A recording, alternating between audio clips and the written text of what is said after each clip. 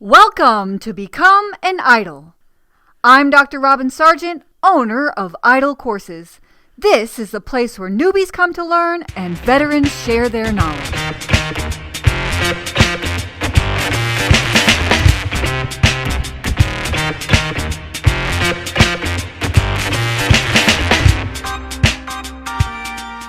I have here with me today Fe'Dricka Moore, and I met Fe'Dricka because she came inside the Idol Courses Academy. And I want Fe'Dricka to introduce herself and share a little bit about her background because now she is an idol and it is time to hear your story, Fe'Dricka. So will you give us a better introduction and a little bit of your background?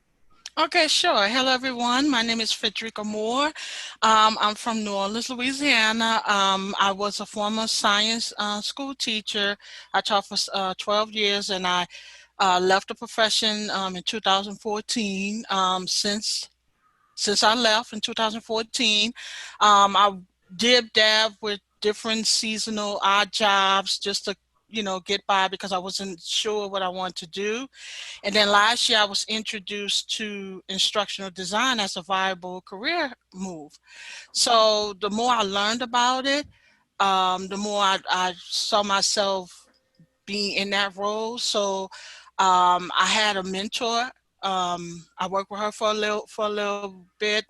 She introduced me to some of the fundamental of instructional design, what it's about, what it entails, the different things that instructional designers do. Um, and then in May, I started being recruited for Idol, and the more I researched about Idol, the more I became more interested in it. And then, with the pandemic being as crazy as it was, one of the blessings from the pandemic is that it allowed me to be able to participate and enroll in the Idol Academy, which totally changed everything for me. So, with the Idol Academy, I was able to meet more people. I was able to meet more people who was new to the field, who was going through the same journey as I was to become an idol. I got help and feedback from the expert coaches as well as, my peers. And I also gave feedback to them on their work and whatnot. And it just helped me build my confidence. It helped me, work on my skills, and it just made me more excited just to see people succeed and do well, in the program. And then I wound up experiencing that myself recently when I signed my first my contract to my first job a few weeks ago. So that's essentially my journey to becoming an idol. Oh my gosh. So there's so much to unpack in there, Frederica. Like, Yeah. for instance, the 4 years of that journey where you're just kind of finding out what you want to do next. I kind of want to rewind a little bit and just ask you what made you quit without first knowing what you wanted to do next? You know, honestly, I left the profession because well, I left the profession because I just was burned out in so many ways. I was burned out. I didn't like the direction that K-12 education was going. The last school that was working, the administrator really didn't support me and respect the things that I tried to do with the kids or whatnot. So that was like kind of a nail in the coffin because for a while I've been feeling that kind of way, but at that particular situation, that was kind of like the nail in the coffin for me. And then like after I was completely finished with that job, I was still interviewing for teaching because teaching was my comfort zone. I did it for 12 years and that was kind of all that I knew. But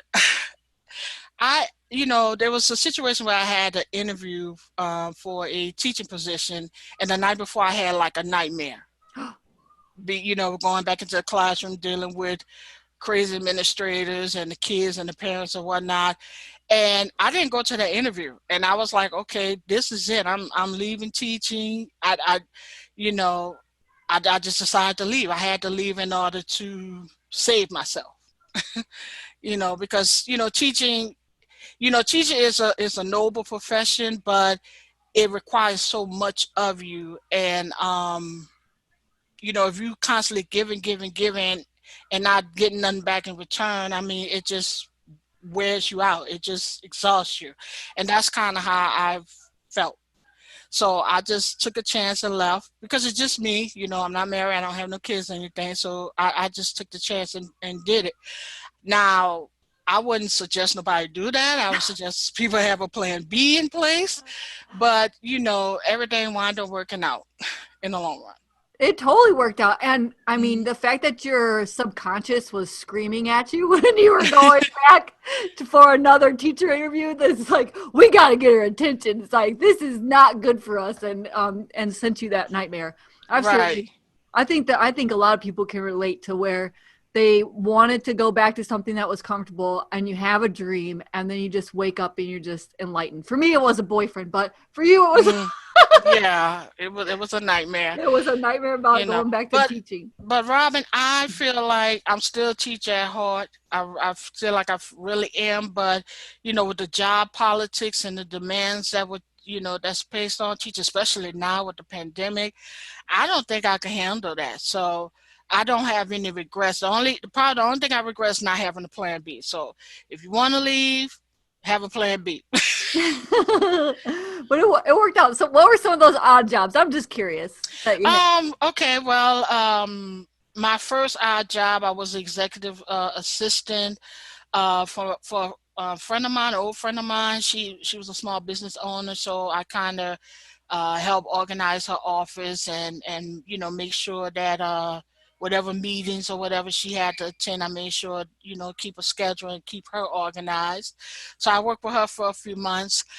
And the other two major seasonal jobs I had was I was a tax preparer at Jackson Hewitt. I wound up being promoted as an office manager for one more kiosks, and I was there for 5, 6 years. And I also worked for ETS as a professional scorer with the standardized tests and whatnot. So I helped graded the short response questions for the standardized tests, particularly in the state of Texas and California. Okay, so no matter what it is that you were doing, Frederica, you were just you're nailing it. You're just excelling at whatever Yeah. it is you're doing, and that's really what I mean. We'll get into like your experience in the academy, but that's the thing that I just love for you as a student too, is I Mhm. just saw you just kept taking massive amounts of action. So how did you meet your first mentor? You can give her a shout out if you want to, or make it anonymous. But how did you meet her? Oh, okay. She actually reached out to me because in 2019, actually I was going to look into becoming working in IT. And Google had their little IT program, and I enrolled in that. But you have to take the A+ certificate test, and I took it, and I failed. So, and right after that happened, I became real sick. And as a result, I was kind of low key for a little while. And then a friend of mine, she told me about this career development program that she was involved in. So I checked that out, and one of the things they talked about was make sure that your LinkedIn profile was active and up to date, and that you was using it to network. So I had a LinkedIn profile, but I rarely was on there a lot. So I got back on there, and updated my profile, and I put on there that I was interested in learning and development, because I also heard about the learning and development through that career development program. And so from there, I wound up meeting my mentor um, through LinkedIn. Essentially, she reached out to me um, because she saw my profile that was interested in learning and development, and that's we wound up having a conversation, and one thing kind of led to another, and she said she was willing to work with me to help me to get into learning and development, which eventually led to instructional design. Oh my gosh, I love that. I love that. I Yeah. mean, that's just like the heart of our community in general, isn't it? Mm-hmm. Those heart of a teacher, those it never leaves. Okay, so then so all right, so now we're in 2020 Uh-huh. and you join the Idle Courses Academy, and so now it is November. So how many, I mean, so did it take you, what is that, like 4 or 5 months in total to make the full transition and get the offer letter, or what is? Yeah, that's about right because I started the cohort in June. I think that's the fourth cohort. And so yeah, it took me about 4 or 5 months to build my portfolio. And then less than a month later, I wound up getting a job offer.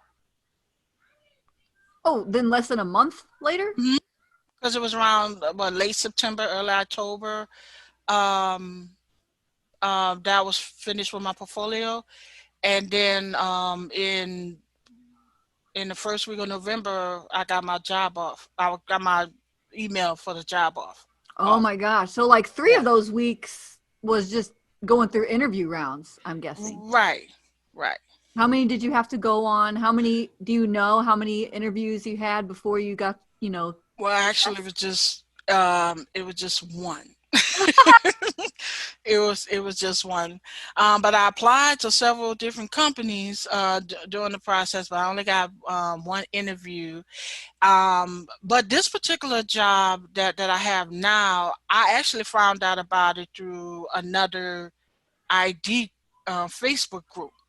And I reached out to the young lady who posted about it, and she and I just started talking on Messenger. And I shared a link to my portfolio, and based on my portfolio, uh, she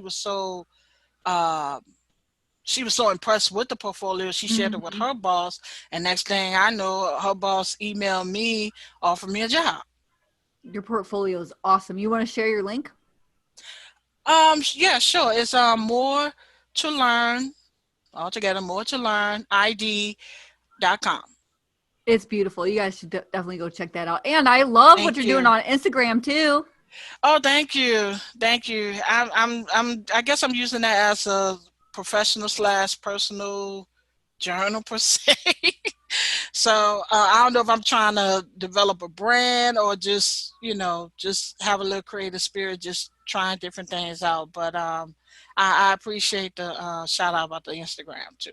Oh, it's just, I mean, it's just, I love it. I love your brand. And, there's many times where we start out building a personal brand on accident, just doing what we like. Uh-huh. So, you only went through one interview, and it was your portfolio that Yes. did the talking Yes. for you. Yes. That's Yes. So I definitely um I'm proud. I'm proud of the effort that I put into that portfolio. I truly work hard as far as it's not perfect, but I think overall it's the best effort that I could put out to say that I'm new to all this. and you earned your e-learning developer badge. Yes, I earned level one, two, and three.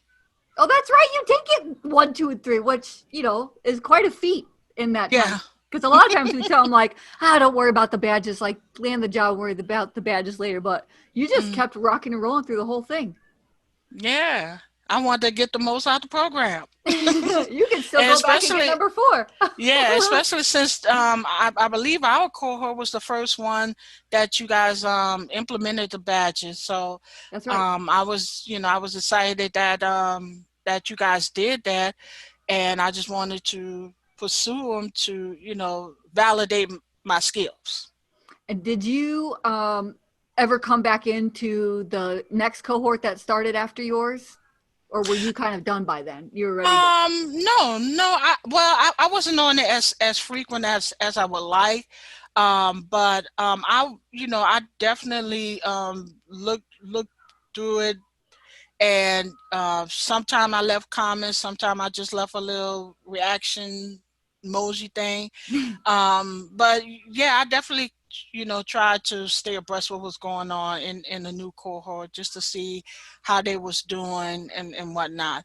So, But you but didn't. there's like so much on social media with the different instructional design groups and if it's not Facebook, it's Twitter. If it's not Twitter, it's LinkedIn. If it's not LinkedIn, it's Instagram. So it's a lot, but I try to stay abreast the best way I can. Yeah, I was just curious, like, was one cohort enough? As what about like academy coach feedback? Did you do another round of that one for the next cohort, or were you pretty much ready to go? I don't know. Right now I can't give you a definitive answer on that. But I definitely want to stay in contact with the academy, because I'm still new to this and I still have a lot to learn. So, maybe in the near future I may consider, becoming an academic coach or whatnot. Oh my gosh, So you I'm wonderful. interested in it, but right now, not yet. Yeah, like go start your job and then come back when you get a little free time. So Right. what's kind of the thing that surprised you the most about your journey? About my journey to Idol? Sure. Okay. It's just the fact that everybody's so supportive. Everybody's just really rooting for you to do well, and they want you to do well. You know, I really, really love the community and the support, that I've tapped into by being a part of this academy. And I see that's kind of the way with ID as well, because even with my new bosses, they was like, we want to support you. If we do give you any feedback, it's just to help you to improve on whatever you need to improve on.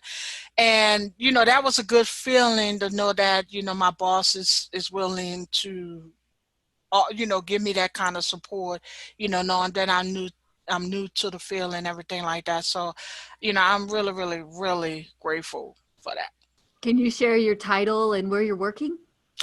Sure. I'm an instructional designer. I'm a contract instructional designer.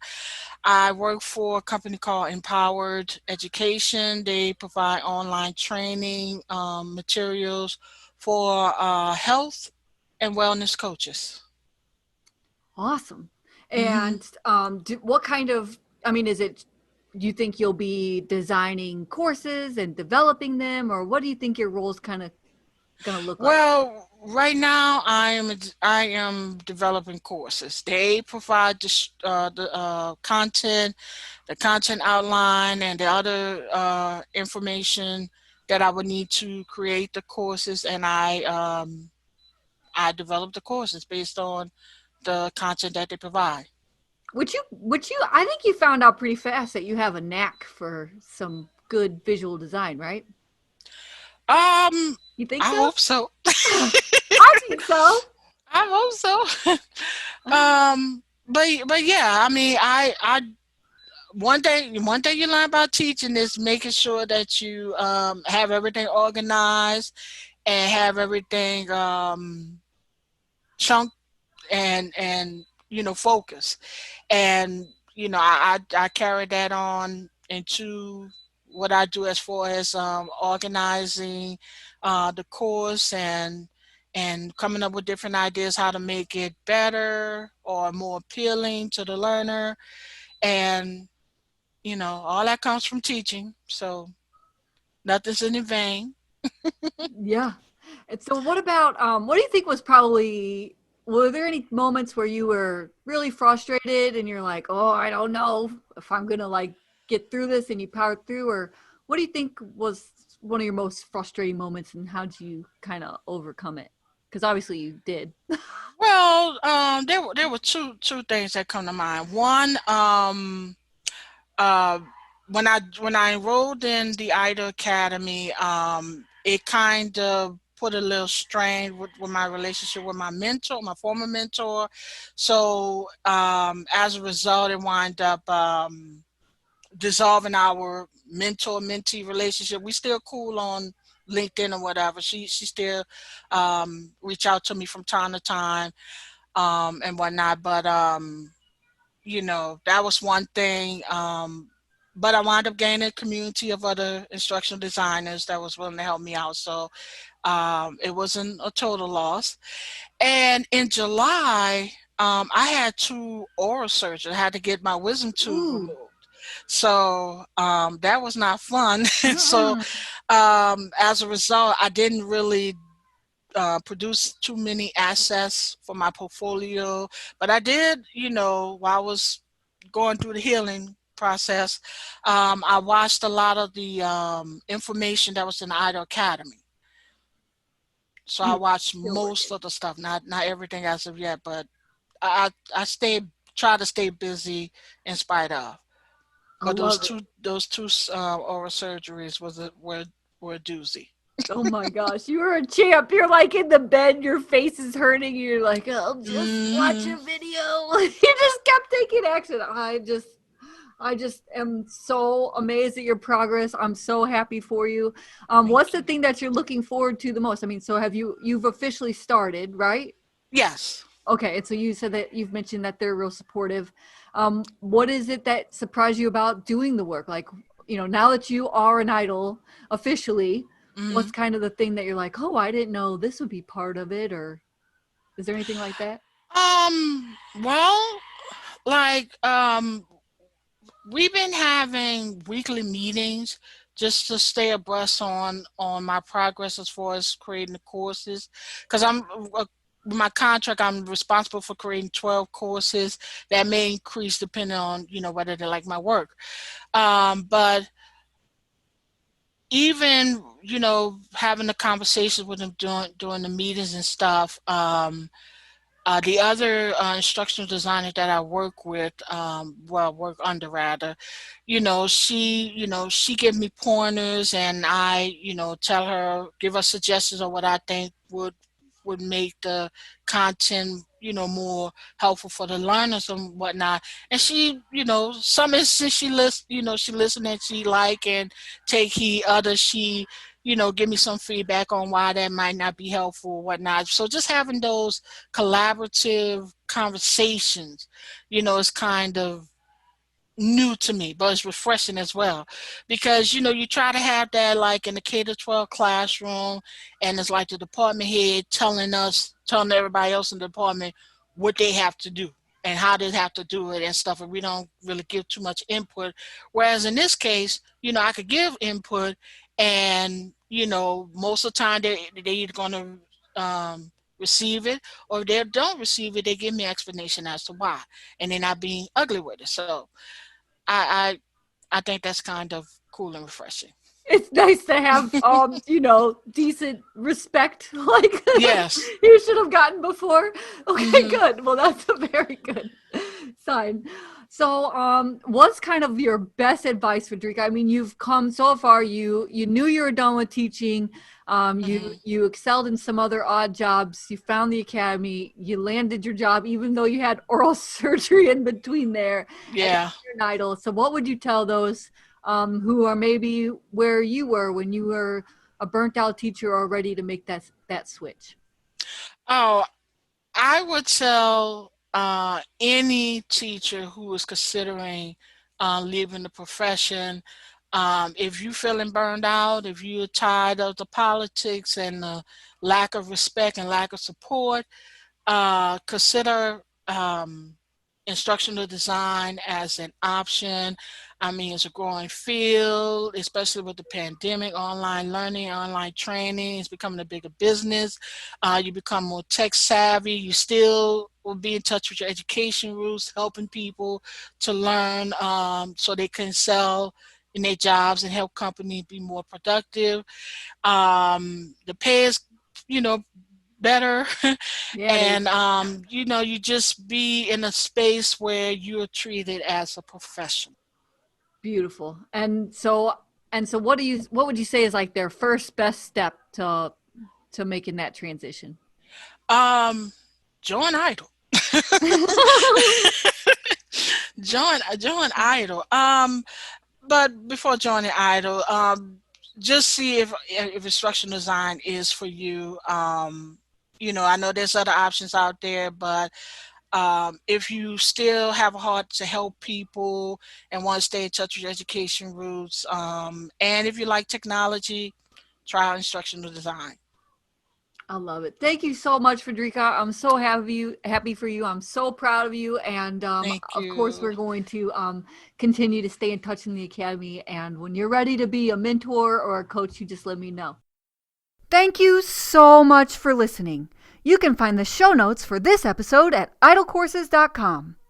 If you like this podcast and you want to become an instructional designer and online learning developer, join me in the Idle Courses Academy, where you'll learn to build all the assets you need to land your first instructional design job, early access to this podcast, tutorials for how to use the e-learning authoring tools, templates for everything course building, and paid instructional design experience opportunities. Go to idlecourses.com/academy and enroll or get on the waitlist. Now get out there and build transcendent courses.